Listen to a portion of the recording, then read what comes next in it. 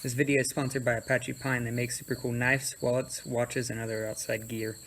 Every purchase helps plant trees and end poverty. Subscribe to this channel to receive 50% off your next order.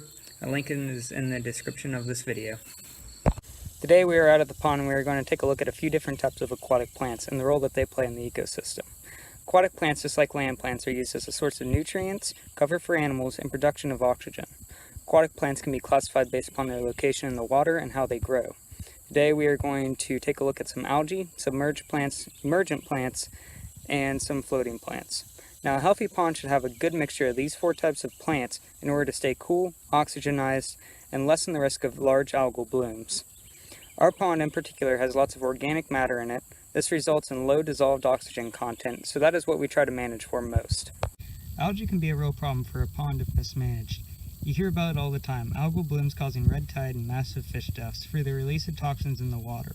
But they can have a similar effect on smaller ponds, like this one. This farm is surrounded by other farms up the hill growing crops and spraying fertilizers, but only a portion of that actually benefits the crops. The majority of fertilizers are leached into the water table or washed down into this pond or other waterways. This fertilizer provides massive amounts of nutrients including nitrates and phosphates, which are main nutrients for algae. All of a sudden, this algae has massive amounts of food and decides to just gorge itself and reproduce because times are good. Eventually, all of those nutrients are used up and there is not enough to support the algal population. This causes the algae to die as rapidly as it grew, releasing toxins into the water for some types of algae, as well as breaking down into the water, depleting dissolved oxygen. Algae isn't all bad though. Whenever it is managed properly, it creates dissolved oxygen, cover for fish from predators, and is a good source of nutrients for small herbivorous animals. This algae is a main food source for larger tadpoles like that of the bullfrog and occasionally bluegill. Submerged plants like this Eurasian milfoil create pretty good cover for smaller fish, and since they are completely underwater, they create lots of dissolved oxygen, which is our main focus on managing this pond. This plant can be distinguished by the fine lace leaves.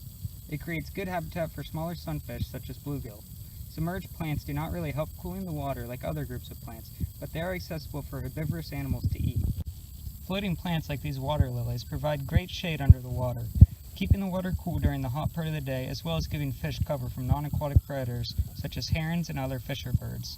These flowering plants also bring some different species of bugs to the pond to give the fish and amphibians a little bit more variety in what they eat. Floating plants do have a lot to offer, but they do not release a whole lot of dissolved oxygen into the water.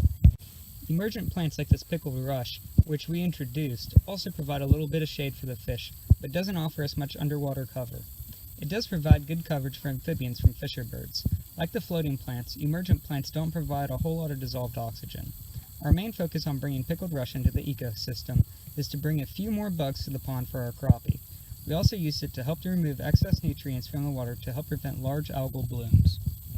A healthy pond should have a good mixture of these four categories of plants to keep the pond cool, oxygenized, and lessen the risk of massive algal blooms. To better manage your pond or waterway, please contact your local NRCS officer for advice.